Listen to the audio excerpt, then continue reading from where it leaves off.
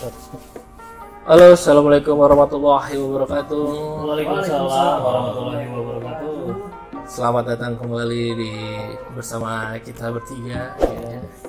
Masih bersama gua Teddy atau biasa dipanggil Mr. Tedai. Ya, dan gua Tio Densu, Tio aja cukup.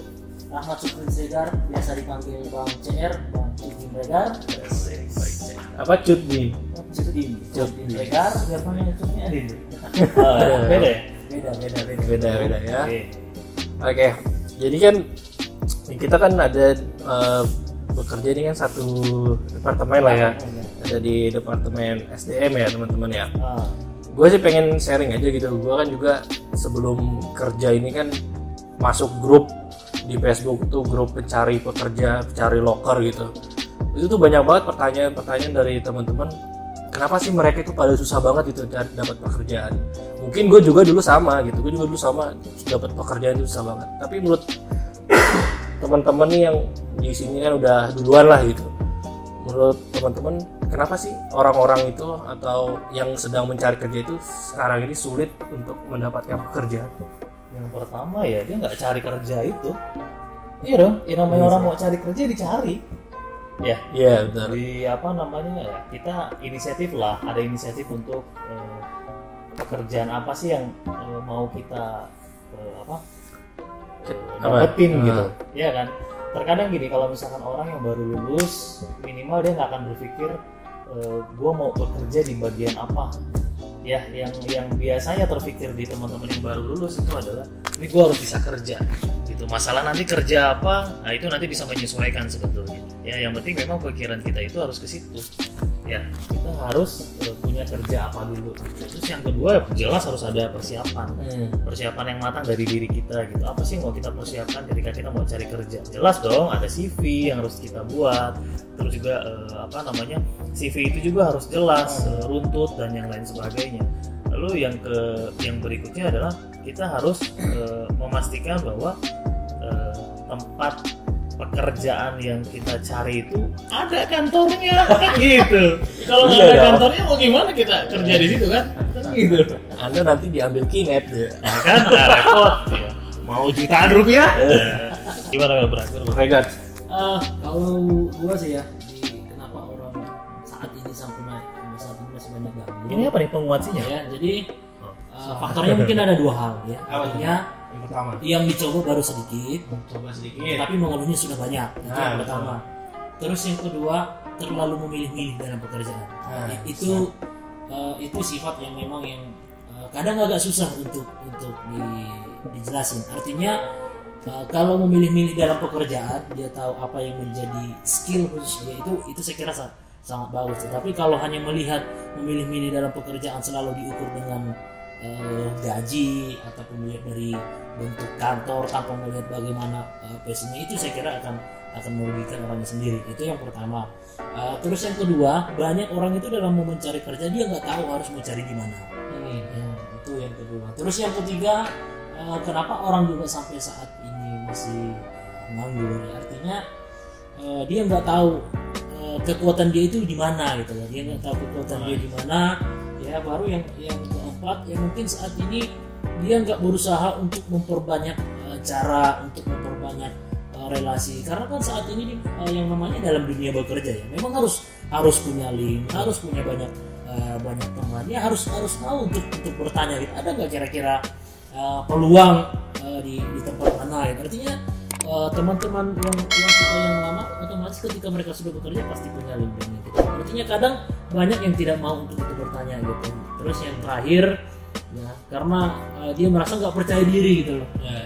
Ketika lihat ada lowongan, kayaknya ini saya nggak mampu deh, saya nggak cocok deh. Saya akhirnya banyak peluang-peluang itu yang dilihat. Dan saya kira itu sih yang kenapa sampai saat ini ya mungkin memang juga saat ini susah dalam cari kerja. Tapi artinya mau sekarang juga dengan yang dulu tetap sama aja keluhannya sama-sama susah cari kerja. Gitu. Artinya tinggal lu sejauh mana mau berusaha gitu aja sih kalau kata gua gitu. Artinya lu lamar di 100 pekerjaan perusahaan gitu. Artinya satu negara yang terima berarti lu yang ada masalah itu. Iya bener ya. Nah, itu sih kalau kata gua sih gitu. Ya balikin lagi ke diri lo sendiri lah ya. Iya, selama lo ada kemauan, kesulitan itu pasti ada jalan. Simpelnya gitu ya. Teori apapun sederhananya begitu. Iya. Gitu sih. Kadang juga gue nemuin gitu kalau sehari nggak ngirim-ngirim lamaran tuh seminggu paling cuma ngirim 2 atau 3 lamaran, tapi ngeluhnya tuh udah banyak banget tuh. Seharusnya kalau memang kita saat ini kejar target kita adalah mendapatkan pekerjaan, sehari minimal kita udah posting 10 lamaran. Iya. Nah, sekarang ini kan untuk mendapatkan pekerjaan itu sekarang udah mudah gitu. Kita nggak perlu lagi ngeprint CV, terus ngeprint portofolio. Sekarang ini kan sudah digital gitu. Jujur aja, gue juga suka lihat tuh kalau di grup-grup itu, gue mau kesini nih, ada yang mau bareng nggak? Maksud gue itu kan cara lama ya, cara dan gitu kan kita mau cari pekerjaan udah pasti kita belum megang modal gitu. Nah kadang di situ orang-orang udah berhenti tuh, gue kalau nyari kerjaan yang uang yang harus gue keluarin segini nih buat bensin. Jadi mereka ya berpikirnya nggak jadi nggak nyari kerja.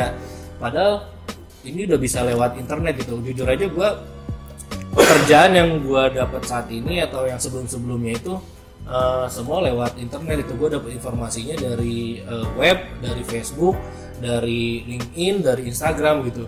Cuma satu pekerjaan yang gue lewat relasi ada. Nah memang betul kata Pak Rahmat, relasi ini sangat penting juga kalau lu mau dapat pekerjaan.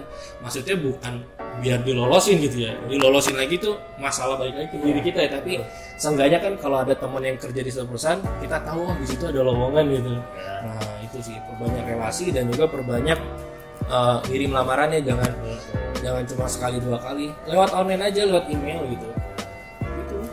Itu memang udah cara yang paling kekinian lah ya. Bayangkan teman-teman dengan zaman sekarang yang diberikan kemudahan untuk kita bisa kirim CV sebanyak-banyaknya, itu kita masih malas. Gimana kalau misalkan teman-teman lihat pengalaman teman-teman yang sebelumnya itu ngalamin cari kerja itu masih satu kantor gue ngalamin sendiri jujur. Gue dulu pertama kali mau lamar kerja itu gue harus print CV-nya. Ya itu pun gue printnya di warnet, bayangin. Ya terus juga gue nyari info kerjanya dulu tuh belum ada situs-situs yang dibuka lowongan secara umum gitu. Gue harus cari langsung datengin perusahaannya.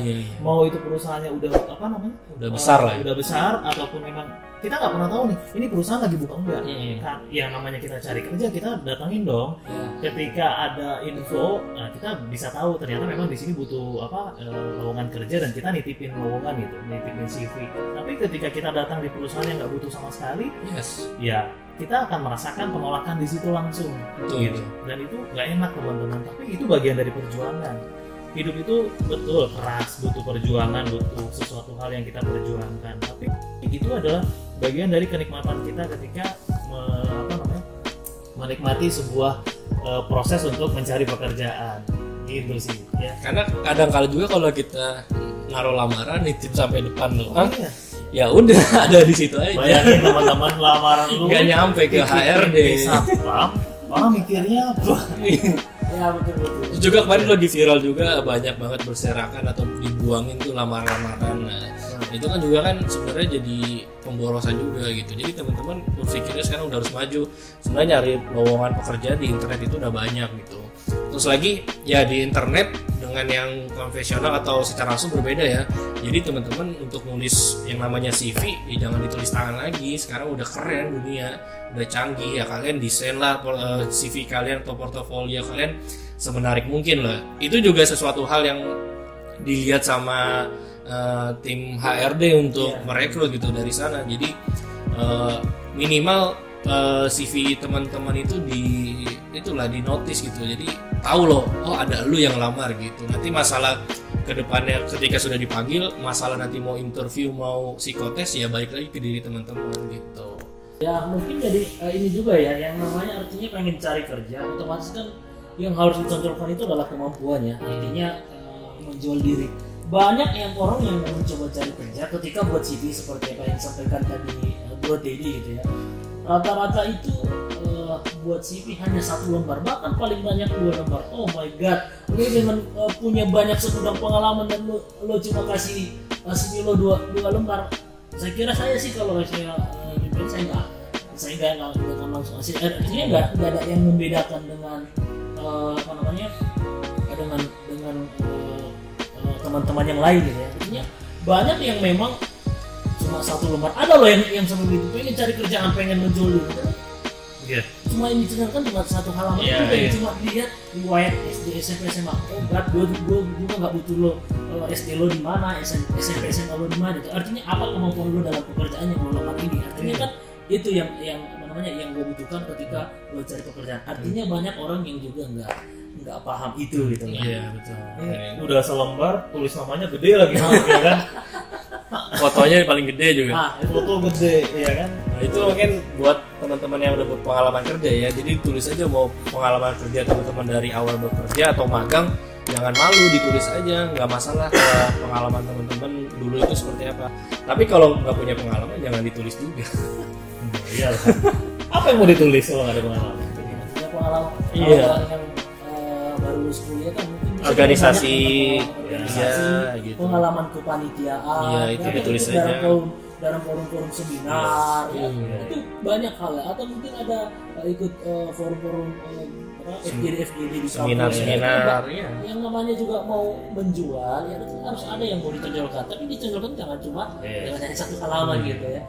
Artinya bukan satu halaman menentukan hidup ya. Kalau bisa orang tertarik untuk membaca di halaman berikutnya.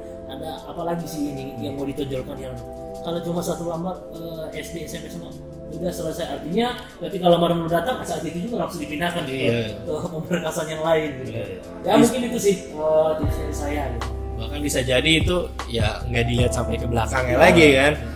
Nah, makanya di lembar pertama teman-teman tuh harus menunjukkan bahwa harus menonjolkan lah gitu. Dari desainnya juga harus menarik mungkin lah. Jangan cuma tulisan-tulisan atau hitam putih, sekarang udah nggak zaman men gitu. Tampilan pertama itu menentukan, ya halaman pertama menentukan. Jadi jangan sampai halaman kalian itu yang menarik di belakang. Nah justru yang di depannya malah kosong kan. Iya. Nah ini akan membuat penilaian juga nanti ya Betul. dari teman-teman HRD gitu. IPK tuh penting nggak sih? Kalau menurut gue sih, kalau nggak punya soft skill ya nggak ada gunanya. Jadi kalau menurut gue IPK itu artinya banyak perusahaan-perusahaan yang memang yang bonafit gitu ya, yang masih multinasional, otomatis yang membedakan adalah bagaimana pengalaman kerja, bagaimana soft skill yang dia punya selama di kampus, itu akan membantu. bisa jadi nggak penting. Bisa jadi nggak penting. Ya, IPK itu bisa jadi nggak penting teman-teman.